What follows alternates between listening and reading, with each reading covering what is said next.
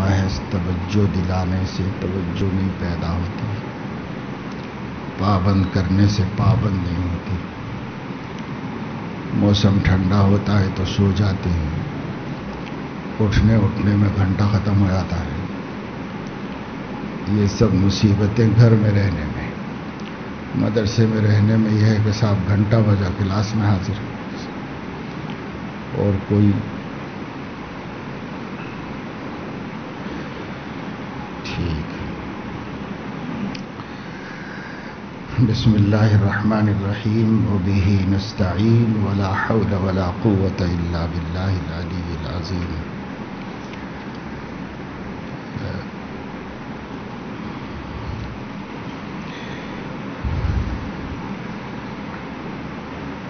امام بخاری رحمۃ اللہ علیہ یعنی مصنف کا تذکرہ چل رہا تھا۔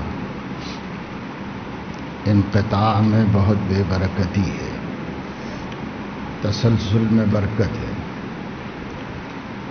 اب ڈاکٹر نے وقت ہی ایسا دیا جس میں گھنٹہ چھوڑنا پڑا، پھر وہ چھوٹا تو پھر دوسرے دن چھوٹ گیا، پھر جمعہ آ گیا، تسلسل ٹوٹ گیا۔ آپ تجربہ کر سکتے ہیں کہ تسلسل میں برکت ہے اور انقطاع میں بے برکتی۔ اسی وجہ سے ہمارے اساتذہ فرماتے تھے کہ ایک ناغے کا اثر 40 دن کی تعلیم پر پڑتا ہے۔ بہرحال ہم لوگوں کو تو کچھ نہ کچھ اعذار ہیں، طالب علموں کو اعذار بہت کم ہوتے ہیں، کیونکہ ہے ہی طالب علم، کام وہی کرنا ہے، لیکن لاپرواہی کا دخل زیادہ ہوتا ہے، اسی وجہ سے غیر حاضر رہتے ہیں۔ اس کا حل نکالنا سوچنا پڑے گا۔ بہرحال میں نے یہ بات بتلائی تھی، ان مبادیات کے سلسلے میں آخری موضوع تھا مصنف اور مصنف۔ تو مصنف کی بات آج ختم کر دی جائے تو مصنف کے بارے میں کچھ مذاکرہ کرنا ہوگا، اور اس کے بعد کتاب کھولنی ہوگی۔ مصنف کے سلسلے میں امام بخاری رحمہ اللہ کس مقام و مرتبے کے آدمی تھے، کیا شان تھی، اور اللہ تعالیٰ نے آخر ان کے علوم میں اتنی برکت کیوں عطا فرمائی، لوگ اس سے آج تک کس طرح مستفید ہوتے جا رہے ہیں، اور ان کا علم ان کے لیے صدقہ جاریہ بن گیا۔ اس میں جہاں ان کے ماحول کی برکت کا دخل تھا، ان کے والدین کی علمی مزاج ہونے کا اثر تھا، ماں کی تربیت کا دخل تھا، اور اسی طریقے سے ان کے دور میں محدثین کی بہتات و کثرت اور اللہ تعالیٰ کی طرف سے عطا کردہ ذوق اور حافظے کی وسعت، یہ سب اللہ پاک نے اسباب کے درجے میں ان کے لیے اکٹھے فرما دیے تھے، جس کی برکت سے انہوں نے علم حدیث میں مہارت تامہ کاملہ حاصل کی، اور علم حدیث کے دونوں پہلو درایت اور روایت کے امام بن گئے، اور دونوں میں اللہ رب العزت نے ان کو بلند مقام پر پہنچایا، جس پر امت کے علماء نے، محدثین نے بھروسہ کیا اور اعتماد کیا، اور ان کو قابل تحسین و تعریف قرار دیا۔ یہ بات بھی بتائی گئی کہ علم کا جہاں یہ مقام تھا، اور اللہ تعالیٰ نے ان کو علم اور وسائل علم فطری اور قدرتی بے شمار اور بے بہا عطا فرمائے تھے، وہیں پر ان کے علم کی برکات کا سبب ان کا عمل اور ان کے خلق کریم بھی تھے۔ اللہ تعالیٰ نے بہت باعمل بنایا تھا۔ عبادت اور بندگی کا ذوق جو تمام علوم کے حصول کا مقصد وحید ہے، یہ ذوق ان کے اندر بدرجہ اتم موجود تھا۔ جسے علم کا کمال حاصل ہوا، عمل کا کمال بھی اللہ پاک نے ان کو اپنے کرم سے عطا فرمایا ہوا تھا۔ اور ظاہر ہے کہ جس کے سامنے حضور اکرم صلی اللہ علیہ وسلم کی حیات طیبہ ہو، وہ اس حیات طیبہ کے انوار سے کیسے محروم رہ سکتا ہے؟ اسی وجہ سے انہوں نے حضور علیہ الصلاۃ والسلام کی زندگی کو اپنے لیے منتخب کیا اور پسند کیا کہ ہماری زندگی بھی ایسی ہی ہونی چاہیے اور ایسے ہی ہمارے اعمال و اخلاق ہونا چاہیے۔ جہاں ہم نے نبی سے عقیدہ لیا ہے، وہیں پر ہم نے ان سے عمل اور عبادت کا ذوق اور بندگی کا شوق سب لیا ہے۔ حضور علیہ الصلاۃ والسلام بے انتہا مصروفیات کے باوجود عبادت کی مقدار کم نہیں ہے۔ آپ سیرت طیبہ کا مطالعہ کریں گے یا آگے احادیث شریفہ میں جتنی بھی حدیثیں آتی ہیں، آخر آپ کے قول و عمل ہی سے جڑ کے آتی ہیں۔ تو عبادت کا ذوق کچھ کم نہیں تھا اور عبادت کی مقدار بھی کم نہیں تھی حضور علیہ الصلاۃ والسلام کی، ذکر کی مقدار بھی کم نہیں تھی اور دعاؤں کی مقدار بھی کم نہیں تھی، نوافل کی مقدار بھی کم نہیں تھی، اور اس کے ساتھ ساتھ آپ عظیم الشان عظیم المرتبت داعی تھے۔ پوری انسانیت کا غم اور ان کی فکر لیے چل پھر رہے تھے، لیکن اس سے ان کی عبادتوں پہ کوئی اثر نہیں پڑا۔ جیسے ہماری علم کی مصروفیت ہماری عبادتوں کو مجروح کر دیتی ہیں اور محدود کر دیتی ہیں، تو وہاں نہ مجروح تھی نہ محدود تھی۔ جب عبادت کرتے حضور علیہ الصلاۃ والسلام تو پوری یکسوئی کے ساتھ کرتے تھے، اور مقدار بھی کچھ کم نہیں تھی، بڑی مقدار میں عبادت کرتے تھے، اور اس کے ساتھ ساتھ اپنا کام جس کے لیے وہ مبعوث ہوئے تھے وہ کرتے تھے۔ تو جو جانشین نبی ہوگا، وارث نبی ہوگا، اسے بھی عبادت میں کوتاہی اور کمی نہیں کرتے ہوئے، یاد الہی میں کمی نہیں کرتے ہوئے اپنے کاموں میں مشغول رہنا امام بخاری رحمہ اللہ نے سکھایا اور اپنے طرز عمل سے بتایا۔ امام بخاری رحمۃ اللہ علیہ نے اپنے بلند ترین اخلاق کا ثبوت بھی دیا کہ ان کے خلق کریم تھے اور سنت کے مطابق اخلاق کو انہوں نے اختیار کیا ہوا تھا۔ اور بخاری شریف میں بھی ہے کتاب الادب، لیکن چونکہ امام بخاری کی بخاری میں لینے والی حدیثوں کی شرائط بہت سخت ہے، اس لیے انہوں نے اس میں بہت چھوٹا سا حصہ رکھا ہے اور ضرورت محسوس کی کہ زندگی کے آداب تو بہت ہیں، تو اس کتاب کے اندر میں اپنی شرائط سے بہت پابند ہو جاؤں گا، اور وہ حضور علیہ الصلاۃ والسلام کی تہذیب و اخلاق و آداب کی روایتیں وہ لے نہیں سکوں گا، تو امت تک یہ کیسے پہنچیں گی؟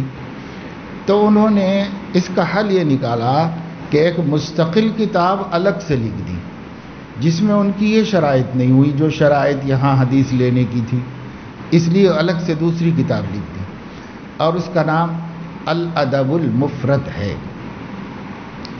حیدرآباد کے ایک عالم، قدیم بہت پرانے عالم، عثمانیہ یونیورسٹی کے فارغ تھے، اور اس زمانے میں وہاں کے فارغ بھی دین کا بہت علم رکھتے تھے اور عربی زبان پر بھی قدرت رکھتے تھے۔ انہوں نے اس دور میں جب نظام اسٹیٹ تھا اس کتاب کی شرح لکھی تھی، فضل اللہ الصمد فی شرح الادب المفرد، اس پر انہوں نے کتاب لکھی تھی، عربی زبان میں ہے۔ اب وہ سعودی عرب میں مطبوع ہے اور بازار میں دستیاب ہے. ان کے وارثین میں سے، اولاد میں سے کسی کو فکر ہوئی اور انہوں نے اس کو بہت اچھے اور عمدہ طریقے پر طبع کروایا بیروت سے. تو امام بخاری رحمہ اللہ نے الگ سے کتاب لکھ دی الادب المفرد، اور اس میں سب ابواب میں وہ تمام احادیث لائیں جو عملاً متواتراً لوگوں سے ان تک پہنچی تھی اور سنداً بھی پہنچی تھی، لیکن ان کی سندیں اس معیار کی نہیں ہیں جس معیار کی بخاری شریف کی ہے. تو اس سے بھی پتہ چلا کہ محض بخاری شریف کو لے کر ہم اپنی ضرورت پوری نہیں کر سکتے. جیسا کہ بعض لوگوں کو ضد ہے کہ ایک طبقہ کہتا ہے قرآن میں دکھاؤ، دوسرا طبقہ کہتا ہے بخاری میں بتاؤ. تو یہ ضد کا صحیح نہیں ہے. اگر ایسا ہوتا تو امام بخاری ان حدیثوں کو دوسری کتاب میں جمع نہ فرماتے. یہاں ان کی ایک شان تھی، ایک ان کی خواہش تھی جس کو انہوں نے بہت اہتمام سے پورا کر دیا ہے. یہ بھی ایک معیار علم ہے، لیکن وہاں ان کو دین پہنچانا مقصد تھا، اس لیے وہ تمام حدیثیں جو معمول بھی ہیں انہیں اس کے اندر بیان کر کے اخلاق و آداب اور تہذیب تک امت کو پہنچایا. اس لیے بہرحال امام بخاری رحمۃ اللہ علیہ کا علمی مقام، عبادت کا مقام، اخلاقی مقام اور کتابوں کا اور علم کا اور مسجد کا، نماز کا احترام، یہ سب چیزیں ہم نے آپ کو واقعات کی روشنی میں بتائی ہیں. ان کے اخلاق کریمہ میں ایک بات یہ بھی داخل ہے، ایک واقعہ ہمیں یہ بھی ملتا ہے کہ ایک مرتبہ وہ کچھ کام کر رہے تھے، ان کی باندی ادھر سے گزری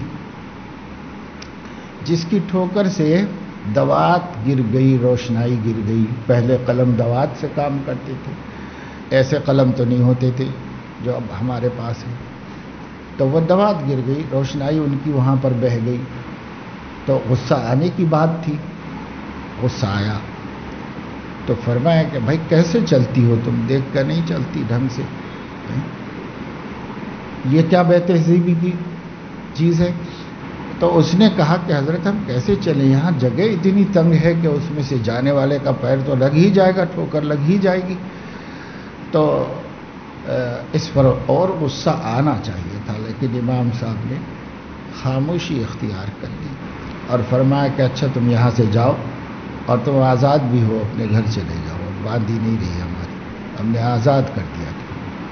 کیوں کہ اس کے غصہ دلانے کے موقع پر انہوں نے اپنے آپ کو قابو میں رکھا اور اسی کو جو ہے اس کا ایک احسان سمجھا اور اس کو آزاد کر دیا. تو اس قدر حلم ہونا بھی عالم کے لیے بہت ضروری ہے. اگر عالم ایسا غصے والا ہوگا کہ بد اخلاقی جھلک رہی ہوگی اور لوگوں کو اس سے چڑ ہو رہی ہوگی اور بعد اور دوری ہو رہی ہوگی تو غصہ بہت بری بلا ہے اور اس سے بچنا چاہیے عالم کو. حضرت امام بخاری رحمہ اللہ کو بھی ایک انسان ہونے کے ناطے غصے کی باتوں پر غصہ آ رہا ہوگا، لیکن اس وقت اپنے کو قابو میں رکھنا اور جس نے ہماری توہین کی ہے اس سے بھی احسان و سلوک کا معاملہ کریں. اس لیے کہ ایک باندھی ہو کر ایسا جواب دے دینا بے ادبی اور گستاخی کی بات تھی اور اس پر ان کا غصہ بڑھ جانا چاہیے تھا، لیکن اس وقت میں ان پر احسان کر دیا تاکہ اپنا غصہ قابو میں رہ سکے اور اپنے آپ کو اخلاق مند لوگوں میں رکھ سکیں. ہم اس کا لحاظ رکھنا بھی بہت ضروری ہے. ذرا سی بات میں لڑنا، جھگڑنا، غصہ آنا اور ایسا کرنے والا مولوی جو ہے نہ گھر میں چین سکون سے رہتا ہے نہ کہیں سکون سے رہتا ہے. گھر جاؤ تو روز روز جھگڑے اور باہر نکلو تو بد اخلاقی کی وجہ سے لوگوں کو نفرت. ایسا نہیں ہونا چاہیے بلکہ حلم ہونا چاہیے. حلم بڑی چیز ہے. حضور علیہ الصلاۃ والسلام نے فرمایا کہ یہ اللہ کی بھی پسندیدہ صفت ہے اور نبی کی بھی پسندیدہ صفت ہے. تو جب اللہ رسول کو پسند ہے تو امت کو اور علماء کو، طلباء کو بھی پسند ہونا چاہیے اور ان کو بھی اپنے لیے اختیار کر لینا چاہیے. تقویٰ اور خوف خدا یہ بہت بڑی نعمت ہے۔ ایک مرتبہ امام بخاری رحمہ اللہ کے پاس کپڑا آیا، اور اچھا کپڑا آیا کہیں سے بڑی مقدار میں، یعنی امام صاحب کی اپنی تجارت تھی اور کاروبار چلتا رہتا تھا۔ ان کی تجارت میں کسی علاقے سے کپڑا آیا اچھا، اس کپڑے کو یہاں فروخت کر دینا تھا، بیچ لینا تھا۔ لوگوں کو معلوم ہوا کہ صاحب ان کے ہاں کپڑا آیا ہوا ہے، تو جو پارچے کے کاروبار والے تھے وہ لوگ مال دیکھنے کے لیے آنے لگے۔ ایک دن ایک پارٹی آئی اور اس نے مال دیکھا اور 500 درہم اس کے انہوں نے بولی لگائی کہ صاحب ہم 500 درہم میں لے لیں گے۔ امام بخاری رحمۃ اللہ علیہ کو سودا اچھا ہی لگا کہ بھائی 500 درہم میں مناسب ہے، اگر یہ لوگ لے لیں تو بک جائے گا ہمارا مال۔ تو ان سے یہ کہا تھا کہ کل آ جانا تو میں بات کر لیں گے، دیکھیں گے کل، لیکن طے نہیں کر لیا تھا۔ اس دن شام میں ایک دوسری پارٹی آئی، اس نے مال دیکھا اور 1000 درہم قیمت لگا دی، ایک دم دوگنی قیمت لگا دی اس نے۔ تو امام بخاری رحمہ اللہ فرماتے ہیں دل میں تو آیا میرے کہ بھئی یہ اچھا سودا ہے، ان سے معاملہ ہمارا طے تو نہیں ہوا، اس لیے کہ کسی سے معاملہ طے کر کے توڑنا یہ غلط بات ہے۔ ہمارا معاملہ تو طے نہیں ہوا، ہم نے کہا کل دیکھیں گے، بات کریں گے، اور یہ دوسری پارٹی بڑا ریٹ لگا رہی ہے، تو ایک دم ہمارا تو اس میں بہت فائدہ ہے۔ آدمی کتنا بھی سخی غنی کیوں نہ ہو، تجارت تو تجارت ہے، اس میں آمدنی ہی کو دیکھنا پڑتا ہے، کمائی کو دیکھنا پڑتا ہے، چاہے اس کا ڈبل خیرات کر دے، مگر کاروبار میں تو فائدے کو نہیں چھوڑا جاتا، اسی کا نام کاروبار ہے۔ تو امام صاحب رحمۃ اللہ علیہ کو اس کا خیال آیا کہ ان سے کر لیں سودا، اور ان لوگوں سے ہم کہہ دیں گے کہ بھائی ہم کو دوسری پارٹی اچھا ریٹ دے دی تو ہم نے بیچ دیا اس کو، کیونکہ معاملہ طے نہیں ہوا تھا۔ لیکن فرماتے ہیں کہ پھر میں رات میں سوچتا رہا کہ یہ میری بدنیتی ہے، جب پہلے مجھے خیال ہو گیا تھا کہ یہ مناسب ریٹ ہے اور ان کو دے دیں گے تو دے دینا چاہیے تھا، اب یہ کیوں کسی دوسرے کے کہنے سے فوراً نیت بدل رہی ہے میری، فوراً اپنا خیال بدل رہا ہے، یہ حرص کیوں؟ تو انہوں نے پھر رات میں طے کر لیا کہ وہ 500 والوں کو ہی دے دیں، جن سے ہماری پہلی بات ہو گئی تھی، ان کو کچھ آس بھی ہو گئی تھی، اور ہم اس پہ راضی ہو گئے تھے، اگرچہ کہ سودا کیا نہیں تھا، لیکن سمجھ میں آ گیا تھا سودا کہ بھئی یہ مناسب سودا ہے۔ تو انہوں نے اتنے بڑے نقصان کے ساتھ اگلے دن اسی پارٹی کو دے دیا جس سے کل انہوں نے بات کی تھی اور کہا تھا کہ کل آ جانا، ان کو دے دیا۔ یہ معاملات کی صفائی کی بات نہیں ہے، اس واسطے کہ وہ اگر ایسا نہ کرتے تو غلط تو نہیں ہوتا، کچھ بھی شریعت کے خلاف تو نہ ہوتا، اس لیے کہ نہ عہد توڑا، نہ ایگریمنٹ توڑا، نہ معاہدہ کیا، نہ بیع ہوئی تھی، نہ کچھ نہ کیا، اس لیے شریعت کے خلاف تو نہ ہوتا اور آمدنی ان کی حرام تو نہ ہوتی، لیکن بس اپنے دل پہ نظر رکھے ہوئے ہیں کہ یہ دل صحیح راستے پہ چل رہا ہے کہ نہیں چل رہا ہے، اور آدمی کی نیت ہمیشہ صاف ستھری رہنی چاہیے، پاکیزہ رہنی چاہیے، نیت میں حرص و ہوس کا داخلہ نہیں ہونا چاہیے۔ یہ امام صاحب نے سوچا اور سوچ کر کے یہ فیصلہ کر لیا۔ کہنے کو تو ایک چھوٹی سی بات ہے، لیکن ایک بزنس مین اور تاجر کی حیثیت سے اتنا بڑا نقصان آسانی کے ساتھ انسان برداشت نہیں کر سکتا، محض اس وجہ سے کہ بس ہماری نیت سلامت رہے، محض اس وجہ سے، اس لیے کہ حلال و حرام کا مسئلہ تھا نہیں، وہاں پر شریعت کی مخالفت بھی نہیں تھی۔ یہ باتیں ایسی ہیں کہ جس سے ہمیں سمجھ میں آتا ہے کہ آدمی جس قدر بلند مقام ہوتا جاتا ہے اور اس کا مرتبہ تعلق مع اللہ اور دین، ایمان اور شریعت اور اتباع کا ہوتا چلا جاتا ہے اور علم دین میں اضافہ ہوتا چلا جاتا ہے، اس کا وقار اور اس کا معیار بھی بڑھتا چلا جاتا ہے اور اس کی انسانیت بھی مضبوط ہوتی جاتی ہے۔ یہی ان کو اللہ پاک نے نصیب فرمایا کہ لین دین کے تو نہایت ہی صاف ستھرے آدمی تھے، اور ذرا نیت کے سلسلے میں بھی اپنے قلب کی حالت پر بھی برابر نظر رکھے ہوئے تھے اور اس کی صلاح و فلاح اور اس کی درستگی، اس واسطے کہ اس کا اثر اعمال پہ پڑتا ہے، آدمی کی نیتوں کا اثر اور آدمی کی طبیعت کا اور اس کے دل کا اثر اس کے اعمال پر پڑتا ہے، اس کے اخلاق پر پڑتا ہے. اس لیے اس کی حفاظت کرنا اور اس کی فکر کرنا بھی نہایت ضروری چیز ہے. بہرحال امام بخاری رحمۃ اللہ علیہ جن کو پڑھنے جا رہے ہیں اور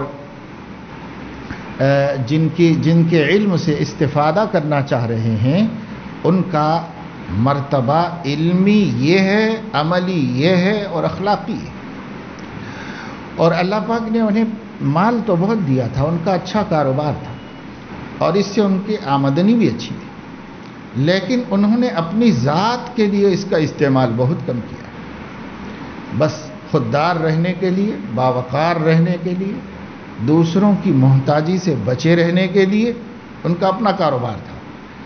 لیکن دیکھنے والوں نے دیکھا اور تلامذہ کی اور اہل زمانہ کی گواہی ہے کہ امام بخاری رحمۃ اللہ علیہ پہننے میں، کھانے میں، پینے میں، رہن سہن میں بہت سادہ مزاج تھی، نہایت سادگی سے اپنی زندگی گزارتی تھی. جیسے صحابہ کرام رضوان اللہ علیہ مجمعین سادہ مزاج تھے، اور جن کو اللہ تعالیٰ نے صحابہ میں سے دولت مند بنایا تھا، ان کی دولت کا بھی امت کو تو بہت فائدہ پہنچتا تھا، لیکن خود وہ بہت سادہ رہتے تھے اور سادگی کو اپنے لیے پسند کرتے تھے. امام بخاری علیہ الرحمہ بئی ہما مرتبہ و مقام کے رہتے بہت سیدھے سادے تھے. یہاں تک کہ میں نے آپ کو بتایا تھا پچھلے دروس میں کہ طبیعت ناساز ہوئی تو طبیب نے دیکھ کر کہا کہ بھائی یہ عیسائیوں کا راہب معلوم ہوتا ہے کہ وہ لوگ جس طریقے سے کھانا پینا اور لذات ترک کیے ہوئے ہیں، یہ آدمی بھی ایسے ہی لگتا ہے کہ خشک روٹی کھاتا ہوگا. بس اس کے قارورے سے ایسا پتہ چل رہا ہے. تب پتہ چلا کہ امام بخاری رحمہ اللہ ایک دو نہیں برسہا برس سے صرف روٹی کھا لیتے ہیں، سالن کی بھی ضرورت نہیں سمجھتے، صرف روٹی کھا لیتے ہیں. تو اس طرح اللہ پاک نے ان کو مال و دولت کے بعد سخاوت عطا فرمائی تھی. غریب آدمی کا سیدھا سادہ رہنا کوئی کمال تو نہیں، اس کے پاس ہے ہی نہیں تو کیا کرے گا بیچارہ. جیسے شادی بیاہ میں غریب آدمی سادگی سے شادی بیاہ کر لے تو کوئی کمال کی تو بات نہیں ہے. جس کے پاس ہے استطاعت وہ بھی سادگی سے کر لے تو یہ کمال کی بات ہے. سب کچھ رکھ کے امام بخاری کا سادہ لوحی کے ساتھ زندگی گزارنا ایک کمال کی بات ہے. نبی پاک صلی اللہ تعالیٰ علیہ وسلم کے لیے اللہ تعالیٰ نے فرما دیا تھا کہ آپ چاہو تو بطحا کے سنگریزوں کو سونے کا بنا دیا جائے، یا بعض روایت کے مطابق احد پہاڑ کو سونے کا بنا دیا جائے، پھر جتنا چاہے آپ خوش عیش رہیں. لیکن حضور علیہ السلام نے خود ہی کہا کہ اللہ ایک دن کھاؤں اور شکر ادا کروں اور ایک دن فاقہ کر کے صبر کر لوں، یہ حالت مجھے زیادہ بھلی اور اچھی لگتی ہے. اب گھر میں تشریف لے گئے تو حضرت عائشہ نے گدے کا انتظام کر دیا تھا. تو فرمایا یہ کہاں سے آیا؟ کہ پڑوس کی عورتیں آئی تھی، کہنے لگی کہ یہ چٹائی ہے نبی کا بستر. کہاں بھائی اسی پہ آرام کرتے ہیں؟ کر نہیں، ایسے کیسے ہو سکتا ہے؟ اب وہ انصاری خواتین نے ایک گدا بنا کر کے بھیجا ہے آپ کے واسطے تاکہ آپ کو راحت مل جائے، آرام مل جائے. تو حضور علیہ السلام نے فرمایا کہ عائشہ اسے اٹھوا دو اور ان لوگوں کو واپس کر دو. حضرت عائشہ نہیں چاہ رہی تھی، وہ یہ چاہ رہی تھی کہ یہ رہے اور آپ کو تھوڑا آرام ملے. تو انجان بننے کی کوشش کی کہ شاید آپ قبول کر لیں. آپ نے پھر فرمایا یہ بھجوا دیا نہیں آپ نے، یہ اٹھوا دیجیے، گھر سے بھجا دیجیے. پھر حضرت عائشہ نے تھوڑا اس کو نظر انداز کرنے کی کوشش کی. خواہش یہ تھی کہ یہ رہ جائے اور آپ کو آرام ملے. تو تیسری دفعہ فرمایا دیکھو بھائی بھیجا دو، میرا دنیا سے کوئی خاص رشتہ نہیں ہے. ما انا والدنیا الا کراکب استظل تحت شجرۃ ثم راح فترکها. اس طریقے سے میرا تعلق ہے بس جیسے راہ گیر رستہ چلنے والا تھک جاتا ہے تو کسی درخت کے سائے میں بیٹھ جاتا ہے، جب سستا لیتا ہے تو اسے چھوڑ کے چلا جاتا ہے اور اسے کوئی غم بھی نہیں ہوتا اس کا، نہ وہاں کچھ جمع کرتا ہے. میرا بھی دنیا سے بس ایسا ہی رشتہ ہے۔ تو حضور علیہ الصلاۃ والسلام کی حدیثوں کا جمع کرنے والا اور حضور علیہ الصلاۃ والسلام کی حدیثوں کی حفاظت کرنے والا اور حضور علیہ الصلاۃ والسلام کی حدیثوں کو امت تک پہنچانے کے کام میں لگے رہنے والا، اس نے کہ وہ اپنے لیے ایسا پسند کیا ہوتا، اس لیے امام بخاری رحمۃ اللہ علیہ کی خاص شان ہے۔ دوسرا منظر بھی ہے، وہ یہ ہے کہ محدثین میں بعض وہ ہیں جنہوں نے بہت خوشحال زندگی گزاری، مال و دولت اور دنیا کے پیچھے لگے تو نہیں، لیکن رہے اللہ کے دیے ہوئے میں بہت خوشحال، اور خصوصاً احترام کی وجہ سے، کاہے کہ حدیث شریف کے احترام کی وجہ سے۔ امام مالک رحمۃ اللہ علیہ جو عظیم محدث بھی ہیں، فقیہ وقت بھی ہیں، ائمہ اربعہ میں سے ہیں، امام دار الہجرہ کہلاتے ہیں اور عاشق رسول ہیں، مدت العمر فرض حج کے علاوہ مدینے کے باہر نہیں نکلے، اور مدینہ منورہ میں رہے کہ موت کہیں باہر نہ آ جائے اور میں پیوند خاک طیبہ نہ ہو سکوں، اس وجہ سے وہیں پر رہے ہمیشہ۔ وہ حدیث پڑھانے کے لیے آتے تھے، ہر روز نیا جوڑا پہنتے تھے اور نئی چادر اوڑھتے تھے، خوشبو لگاتے تھے اور غسل فرماتے تھے، اور جہاں وہ بیٹھ کر پڑھاتے تھے دونوں جانب اودان میں عود سلگتا رہتا تھا، اور اس طرح مسجد نبوی شریف میں آ کر نہایت عزت و احترام سے پڑھاتے تھے، اور فرماتے تھے کہ اس کا مجھے کچھ شوق نہیں، لیکن جس کی حدیثیں پڑھاتا ہوں اس کا احترام کرتا ہوں اور اس کی عزت کرتا ہوں۔ تو ایک ذوق یہ تھا، اور ایک ذوق امام بخاری رحمہ اللہ کا تھا، تو ہر گلیرا رنگ و بوئے دیگر است، ہر پھول کا رنگ بھی الگ ہوتا ہے، شکل بھی الگ ہوتی ہے، خوشبو بھی الگ ہوتی ہے، سب پھول ہیں مگر یہ سب اللہ والے ہیں، اور یہ سب محدثین کرام ہیں۔ ایک محدث گزرے ہیں ہبۃ اللہ ابن مبارک رحمہ اللہ، ان کے بارے میں شیخ عبد الفتاح ابو غدہ نے لکھا ہے کہ کچھ طلباء حدیث سننے کے لیے آئے ان کے پاس، تو انہوں نے اجازت دی اور گھر میں داخل ہونے کے لیے کہا۔ تو جب وہ گھر میں داخل ہوئے تو وہ ایک جگہ بیٹھے ہوئے تھے حدیث سنانے کے واسطے، تھوڑا سا اٹھے گھٹنوں کے بل اٹھ کر کے ان لوگوں سے سب سے مصافحہ کیا، اب پھر بیٹھ گئے، ان لوگوں سے کہا آپ لوگ بھی تشریف رکھیں، اور حدیث سنانا چاہتے تھے اس سے پہلے ایک غلط فہمی کو دور کیا اور کہا کہ بھائی آپ لوگ علم دین کے طالب ہیں، دور سے سفر کر کے آئے ہو، آپ کا استقبال مجھے قیاماً کرنا چاہیے تھا، لیکن میں نے بس ایسے ہی تھوڑا سا کر لیا، تو آپ لوگ کسی غلط فہمی میں مبتلا نہ ہو، میری ایک مجبوری اور عذر تھا جس کی وجہ سے میں کھڑا نہیں ہو سکا، اور وہ یہ ہے کہ میرا کپڑا اتنا نہیں ہے کہ کھڑے ہو جاؤں تو ستر پوشی باقی رہے، اتنی نہیں ہے میری چادر، اس وجہ سے میں پورا نہیں کھڑا ہوا، تھوڑا کھڑا ہو کے آپ کو بٹھا دیا۔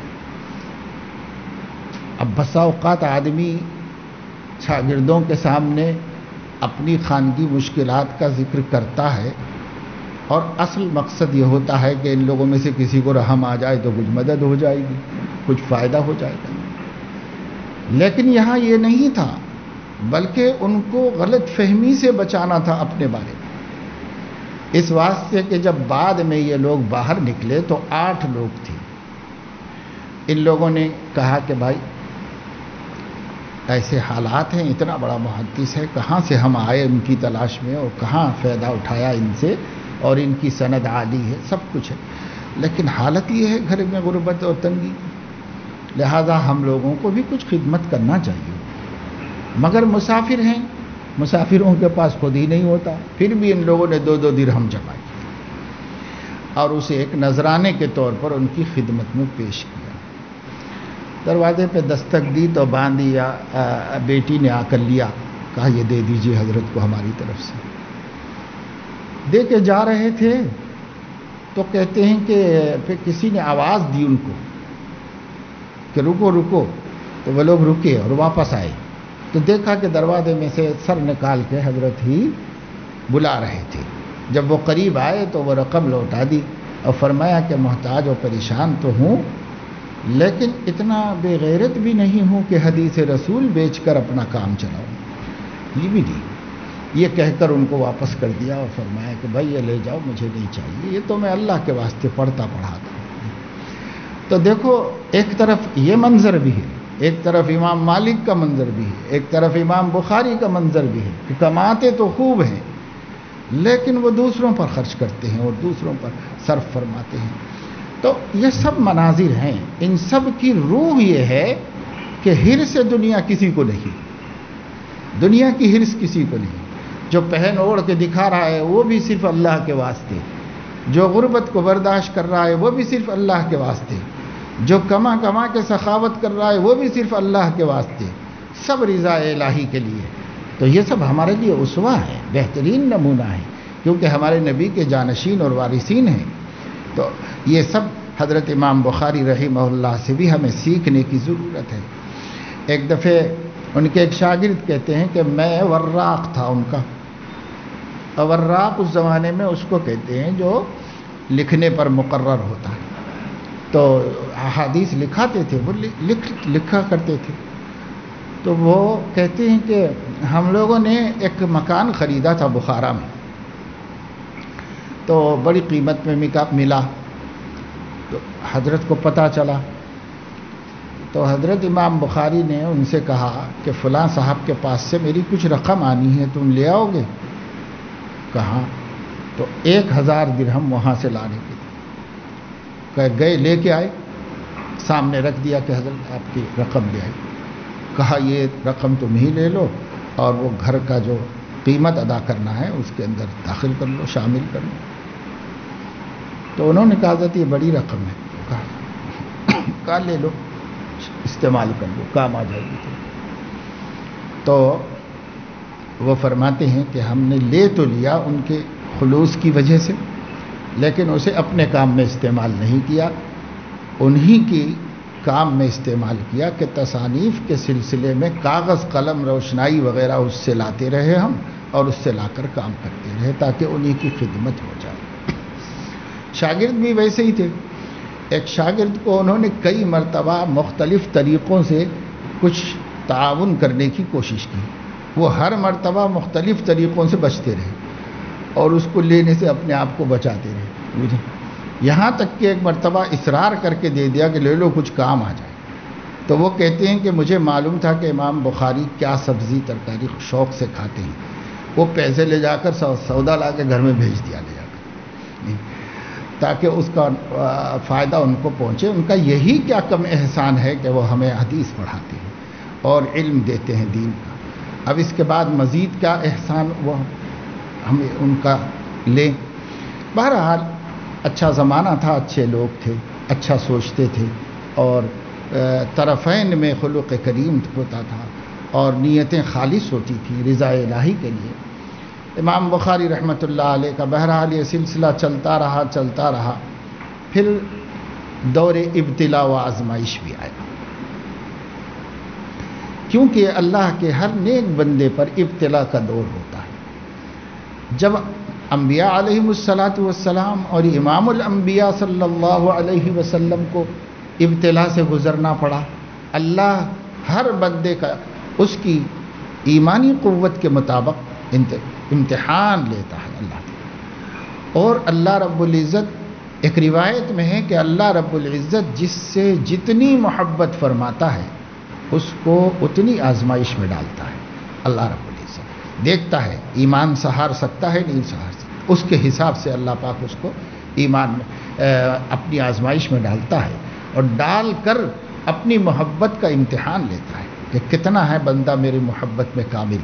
اس کو اللہ تعالیٰ آزماتا ہے. اس لیے نیک لوگوں پر آنے والے مصائب وہ اللہ تعالیٰ کے ابتلا ہے، امتحان ہے اور اللہ تعالیٰ کی محبت کی علامت ہے کہ اللہ ان سے محبت فرماتا ہے. جس بندے سے اللہ محبت فرماتا ہے اسے آزمائش میں مبتلا کرتا ہے. بلکہ ایک حدیث میں ہے کہ حضور علیہ السلام سے ایک شخص نے کہا تھا کہ یا رسول اللہ مجھے اللہ تعالیٰ سے بہت محبت ہے. تو اللہ کے نبی صلی اللہ علیہ وسلم نے فرمایا تو پھر ابتلا و امتحان کے لیے اپنے کو تیار کر لو، کیونکہ اللہ تعالیٰ اپنے محبوبوں کو ابتلا و امتحان میں ڈالتا ہے. یہ اور گناہگاروں اور عاصیوں اور فاسقوں اور فاجروں کے مصائب جو ہیں وہ حق تعالی شانہ کی طرف سے یا تو جھنجھوڑ ہیں، تربیت کا سامان، یا پھر اللہ کے غضب اور اس کے غصے کا اظہار ہے. اہل اللہ کے مصائب، انبیاء کے مصائب، یہ اللہ کا امتحان ہے اور محبت کی علامت ہے کہ اللہ پاک ان سے بڑی محبت فرماتا ہے. امام بخاری بھی محبوبوں میں ہونا چاہیے، ان کی اپنی زندگی بتا رہی ہے کہ وہ محبوب الہی ہے. اللہ تبارک و تعالی شانہ نے انہیں بھی ابتلا اور امتحان میں ڈالا، اور ان لوگوں کے جو ابتلا امتحان ہوتے ہیں اس میں ذلت اور رسوائی نہیں ہوتی، امتحان ہوتا ہے اللہ تعالیٰ کی طرف سے. بس ایسی مصیبتیں نہیں آتی جن مصیبتوں سے کسی کا وقار اور کسی کی رسوائی ہو جائے، ایسی نہیں آتی، بلکہ دل تنگی اور پریشانی اور دل کا ٹوٹ جانا اللہ تعالیٰ ایسی آزمائشوں میں ان حضرات کو مبتلا کرتے ہیں. امام بخاری رحمۃ اللہ علیہ کو جو آزمائشیں آئیں، ابتلا اور امتحان اور مجاہدات کا زمانہ آیا، وہ اس میں ان کی کوئی ذلت تو نہیں ہوئی، ان کی کوئی رسوائی نہیں ہوئی، لیکن ان کو دل تنگی بہت ہوئی، دل آزاری بہت ہوئی ان کی. امام بخاری رحمۃ اللہ علیہ بچپن سے یعنی 10-11 سال کی عمر سے عزت کی بلندیوں تک جاتے رہے، سفر ان کا عزت ہی کی طرف ہوتا رہا. اور امام بخاری رحمۃ اللہ علیہ کے مرتبے مقام کے لوگ معترف ہوتے چلے گئے.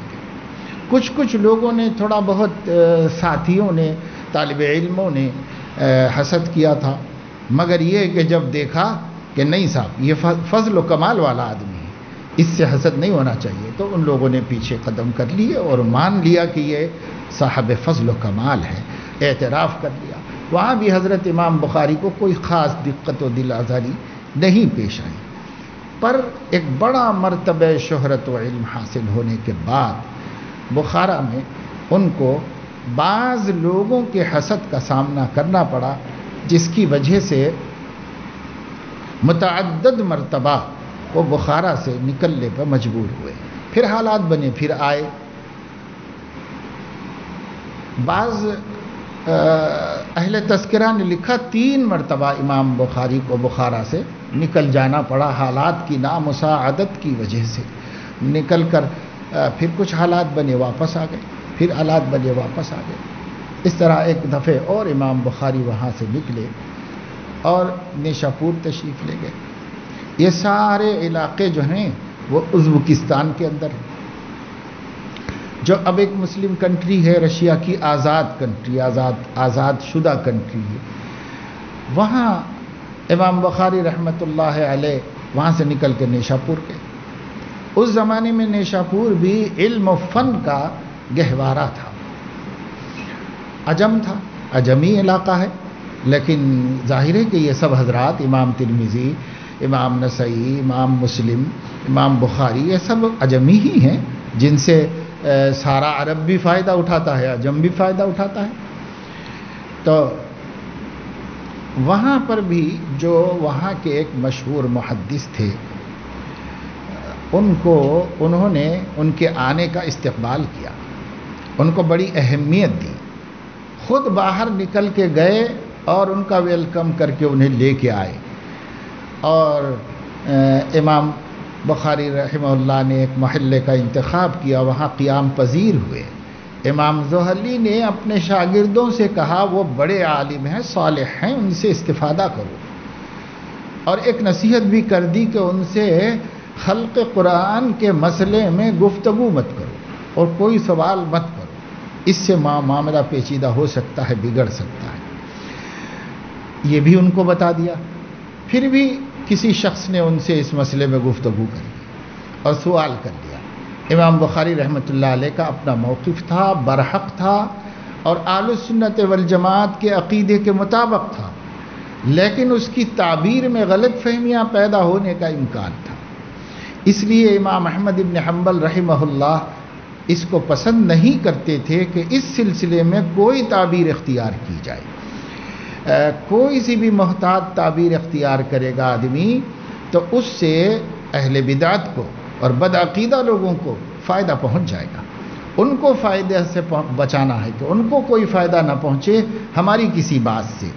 تو اس لیے امام احمد بن حنبل رحمہ اللہ نے اس موضوع پر گفتگو ہی نہیں کی، اور ایک اپنا موقف ہمیشہ بیان کرتے رہے کہ القرآن کلام اللہ لیس بمخلوق۔ اب اس میں فرق نہیں کرتے تھے کہ ہماری زبان سے جو تلفظ ہوتا ہے اس کا کیا حکم ہے، اور جو الفاظ قرآن ہے اس کا کیا حکم ہے، اور جو نقوش قرآن ہے اس کا کیا حکم ہے۔ اب یہ سب چیزیں جو ہے مبحوث عنہا ہیں، ان میں بحث ہو سکتی ہے، ان میں گفتگو ہو سکتی ہے، مبحوث فی مسائل ہیں، بات ہو سکتی ہے، اس کے اندر گنجائش ہے۔ لیکن امام احمد بن حنبل نے بڑی مصلحت و حکمت سے کام لیا کہ ان مسائل میں گفتگو ہی نہ کی جائے، اس سلسلے میں کچھ بھی نہ کہا جائے، بس ایک ہی بات کہی جائے، القرآن کلام اللہ لیس بمخلوق، بس ختم۔ اب یہ صاف بات ہے، کھری بات ہے، اس کھری بات میں کچھ بھی آگے پیچھے تفصیل تشریح کا دور نہیں ہے۔ ذرا بھی تشریح کرنے جائیں گے تو تعبیرات کے فرق سے فائدہ اٹھا لے گا دشمن اور بدعقیدہ شخص۔ تو بدعقیدہ شخص کو تعبیر کے فرق سے بچانا ہے اور ہماری مدد سے پہنچانے سے اس کو بچانا ہے، ورنہ ہمیں تائید میں لے لے گا اور کہے گا دیکھو فلاں محدث بھی یہی کہتے ہیں، فلاں بھی یہی کہتے ہیں، تو وہ لے لے گا، حالانکہ ان کا منشا نہیں ہوگا۔ پر یہ ہے کہ وہاں امام بخاری رحمہ اللہ نے ان لوگوں کو سمجھانے کے لیے جو بات کہی تھی، اس سے ان لوگوں نے مسئلے کو پیچیدہ بنا دیا، اور کسی نے اس میں سے کہا کہ ان سے یہ پوچھو کہ لفظی بالقرآن مخلوق کہتے ہیں کہ نہیں کہتے ہیں، آپ کا یہ عقیدہ ہے کہ نہیں ہے۔ یہ مسئلے کو اٹھانا، اب شور ہنگامہ گڑبڑ شروع ہو گئی، بحث مباحثے بڑھ گئے، تو وہاں کے حاضرین نے اور گھر والوں نے اس معاملے کو دبا دیا اور ختم کر کے اس قصے کو، اس بحث کو روک کر کے معاملے کو رفع دفع کیا۔ پر اب یہاں سے چلا سلسلہ، افواہ گشت کرنے لگی اور پھیلنے لگی کہ امام بخاری لفظی بالقرآن مخلوق کہتے ہیں اور امام بخاری کا عقیدہ خلق قرآن کا ہے۔ اب اس کو چلا دیا، یہ بات بڑھ گئی اور پورے نیشاپور میں ایسے پھیل گئی کہ عوام سے لے کے والی نیشاپور تک یہ بات سب کے پاس پہنچ گئی، اور وہاں کے جو عظیم محدث تھے امام زہلی رحمہ اللہ، ان کو بھی اب یہاں سے اختلاف شروع ہوا اور بات چیت بڑھتی گئی اور معاملہ ٹیڑھا ہوتا گیا۔ انہوں نے کہا کہ بھائی میں اب اس شخص کو اس شہر میں رہنے نہیں دوں گا۔ ان کا اثر رسوخ شہر میں بہت غالب تھا، وہی وہاں کے غالب عالم تھے جن کی ہوا چلتی تھی، اور والی نیشاپور بھی ان کی بات مانتا۔ آخر کار خلیفہ نے، گورنر نے، جو بھی اس وقت والی تھا، اس نے امام بخاری رحمۃ اللہ علیہ کو اس بات کی پیشکش کی کہ دربار میں آ کر حدیث کی روایت کریں۔ تو امام بخاری رحمۃ اللہ علیہ نے فرمایا کہ بھائی میں علم کو بادشاہوں کی چوکھٹوں پر رسوا نہیں کروں گا۔ تو اس نے پھر یہ پیشکش کی کہ ہمارے بچے پڑھنا چاہتے ہیں، ان کو آپ پڑھا دیجئے۔ وہ راضی نہیں ہوئے۔ ہمارے بچے وہیں آ کے پڑھ لیں گے آپ کے پاس، لیکن ان کا خصوصی انتظام کیا جائے گا، اس خصوصی انتظام کے ساتھ پڑھا دیجئے۔ امام بخاری نے فرمایا علم میں تفریق نہیں کرتا، سب کو یکساں طریقے پر، ان کو بھی طلب ہے تو دوسرے طالب علموں کے ساتھ پڑھ لیں، اس کے اندر آ کر کے علم حاصل کر لیں۔ جیسے ہمارے ہاں بنگلور میں کچھ تاجروں نے مل کر کے ایک مدرسہ قائم کیا، مسلم تاجروں نے، اور وہ اپنے بچوں کے لیے قائم کیا۔ اور بہت شاندار عمارت، بہت شاندار مطبخ، اور خود میں نے بھی دیکھا ہے اسے جا کر کے۔ وہ دیکھنا اس لیے ہوا کہ وہ مدرسہ چلتا نہیں تھا تو وہ تھوڑے تھوڑے وقفے سے سرپرست کو بدلتے جاتے تھے۔ تو ایک مرتبہ تقاضا آیا تو ہم نے کہا چلو دیکھیں چل کر۔ تو ان لوگوں نے دیکھنے کے بعد تو خیر بہت شاندار تھا، بہت صاف ستھرا، بہت عمدہ، بڑھیا مسجد، بڑھیا ہر چیز۔ ان لوگوں نے گفتگو میں یہ بات کہی کہ ہمارے بچے فلاں مدرسے میں پڑھتے تھے مگر وہ معیار صحیح نہیں تھا، کھانے کا، رہنے کا، اور غریب بچے کا صفائی ستھرائی نہیں، کپڑے درست نہیں ہو فلاں۔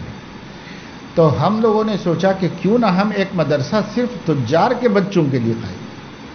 تو اتنا کیا ہے اور اتنا زبردست بنا دیا ہے اور سب کچھ کیا ہے مگر چل نہیں پا رہا، ایک کا بچہ بھی نہیں پڑھ پا رہا ہے وہاں ڈھنگ سے۔ تو میں نے تو فوراً ان کو یہی بات کہہ دی تھی اس مجلس میں کہ آپ کا مدرسہ چلا بھی نہیں ہے اور چلے گا بھی نہیں، آپ بس اس کو ذہن سے نکال دو کہ آپ اس میں کامیاب ہوں گے، اس کو ذہن سے نکال دو۔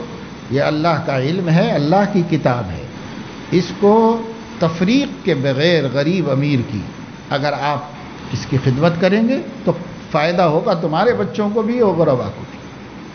اور اگر تم اپنا الگ رستہ بناؤ گے تو نہ یہ پڑھیں نہ پڑھیں گے اور ایسے ہی آپ لوگ پریشان رہو گے، پیسہ برباد ہوتا رہے گا اور کچھ نہیں ہوگا۔ تو یہ صحیح بات ہے اور تجربہ آج بھی ہے کہ بھائی دین اپنی تخصیص سے نہیں آتا، دین اپنے ایثار سے آتا ہے۔ کچھ بھی ہوں گے آپ 30 مار خواہ، لیکن علم کے آگے اپنے کو محتاج بنا کر کے اپنے کو جھکا لو تو علم آپ کی طرف آئے گا۔ ہر کجا پستی آب آجا رود، ہر کجا سوالے جواب آجا رود۔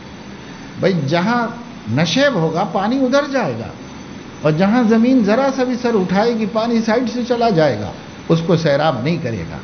یہ علم بھی متواضع قلوب پر سیراب کرتا ہے اور متکبر قلوب کو یہ علم سیراب نہیں کرتا۔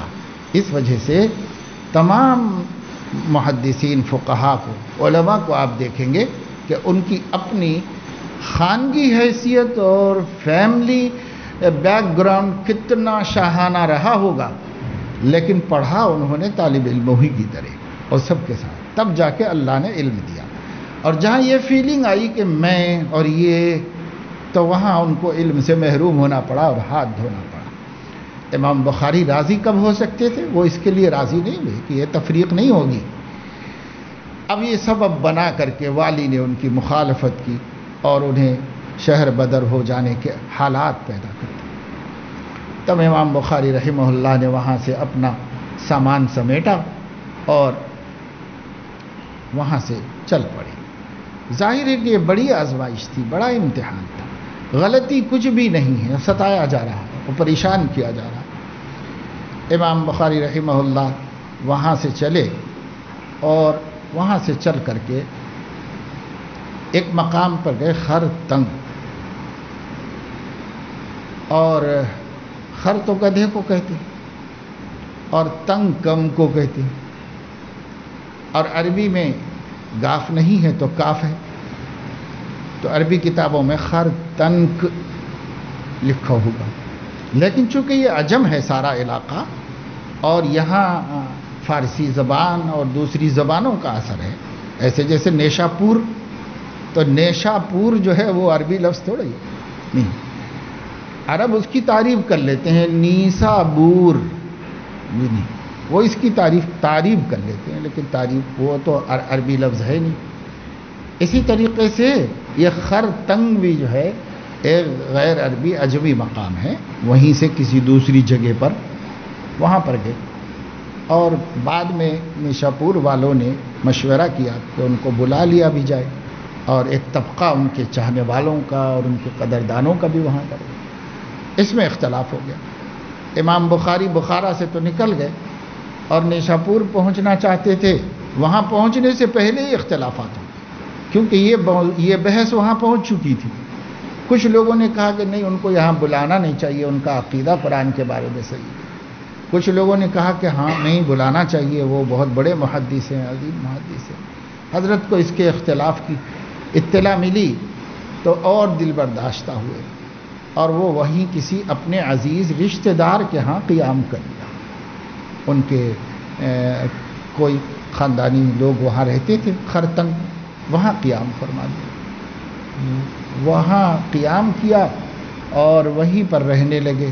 رمضان شریف تقریباً گزرا اور پھر وہاں اتفاق رائے ہو گیا نیشا پور میں کہ امام بخاری کو بلانا چاہیے اور یہاں ان کو قیام کرانا چاہیے اور یہاں کے لوگوں کو ان سے استفادہ کرنا چاہیے. تو سب لوگ اس پہ متفق ہو گئے، یا بہرحال بلانے والے غالب آ گئے اور انہوں نے اس کا انتظام کر لیا. سب حضرت کو دعوت آئی، مگر اب دل ٹوٹ چکا تھا ان کا، تو انہوں نے کہا کہ اب میں کہیں نہیں جاؤں گا. اور پھر امام بخاری رحمۃ اللہ علیہ کے گھر والوں نے بھی کہا کہ حضرت یہاں کیا علم آپ کا پھیلے گا، یہ چھوٹی جگہ ہے، یہاں کوئی قدر کرنے والا بھی نہیں ہے، آپ کے علم کے لیے تو بڑی جگہ چاہیے اور بڑے لوگ چاہیے علم والے، اس لیے آپ وہاں چلے جائیں اور اس مسئلے کو ذہن سے نکال لیں اور چلے جائیں. تو پھر ارادہ بھی فرما لیا کہ اچھی بات ہے چلے جائیں گے. اور اس کے لیے شب عید الفطر میں تیاری کی اور لایا گیا، سواری لائی گئی، عمامہ باندھا، تیاری کی اور سواری پہ سوار بھی ہو گئے.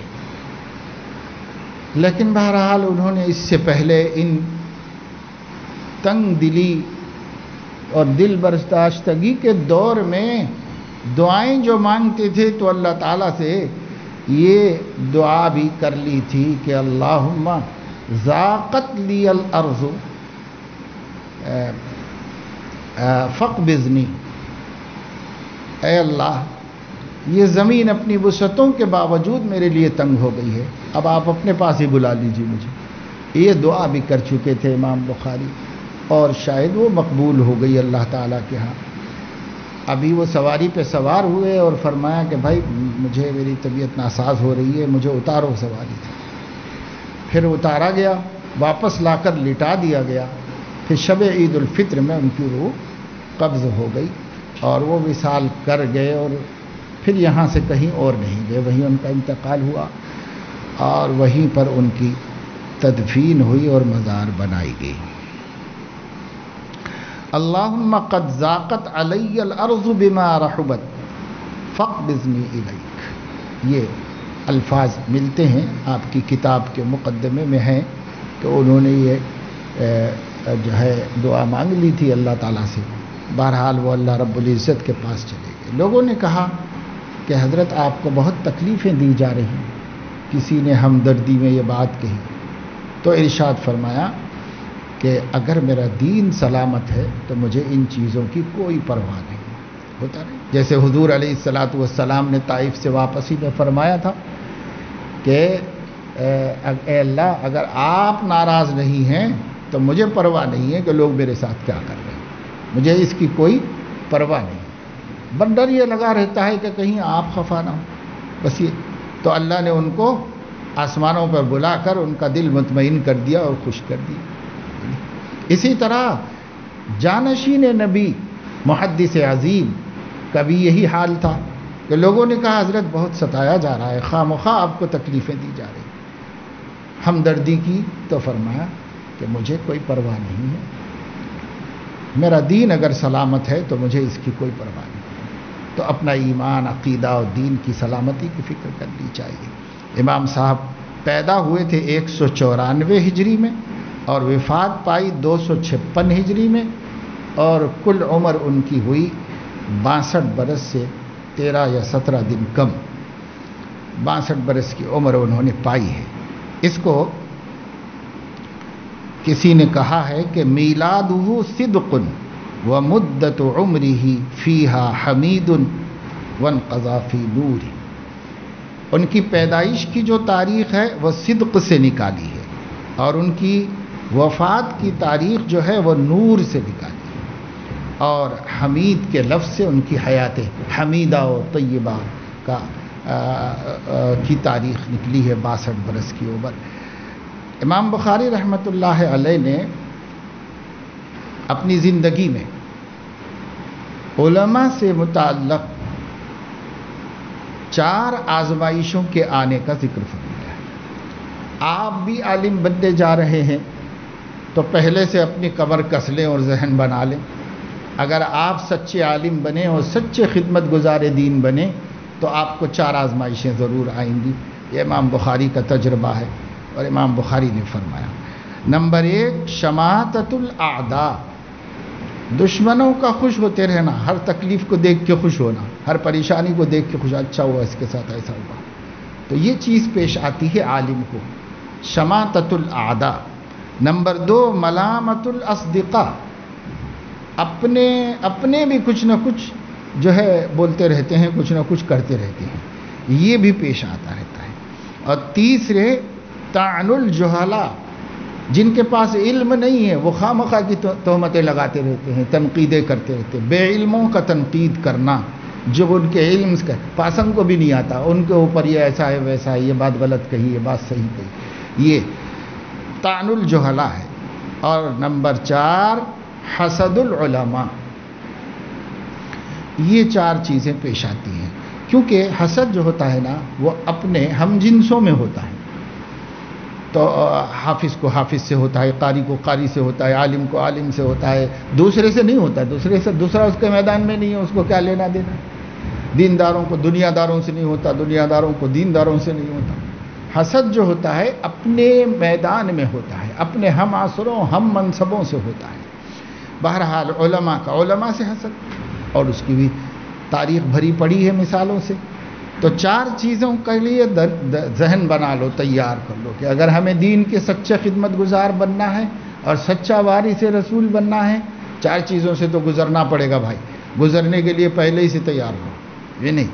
شماتۃ الاعداء، ملامت الاصدقاء، طعن الجہلاء، حسد العلماء، اس سے اپنے آپ کو یہ نہ سمجھے کہ ایسا نہ ہو تو اللہ کا کرم ہے، لیکن یہ نہ سمجھے کہ ایسا نہ ہو میرے ساتھ، اس لیے کہ پھر ہوگا تو دل دکھے گا اور کام کرنا نہیں ہو سکے گا آدمی سے۔ اور فرماتے ہیں کہ اگر عالم ان مجاہدات پر صبر کر لے جو اس کے مقدر میں ہے اور عام طور سے پیش آتے ہیں، تو پھر اللہ تعالیٰ اس کو 4 انعامات سے سرفراز فرماتا ہے اس کے بدلے میں۔ ایک تو عزت القناعت، اللہ تعالیٰ اس کو قناعت کی عزت نصیب فرما دیتا ہے، اور حرص اور آس اور دنیا طلبی کے مرض سے اور اس کی گھٹن سے بچا لیتا ہے۔ تو فرماتا ہے ایک تو عزت القناعت، اس کو قناعت اور تھوڑے پر رضامندی کی عزت نصیب فرما دیتا ہے اللہ تعالیٰ۔ اور دوسری نعمت ملتی ہے کہ ہیبت النفس، اس کا ایک رعب اور اس کا ایک مقام اللہ تعالیٰ بنا دیتا ہے، لوگوں کے قلوب پر ڈال دیتا ہے۔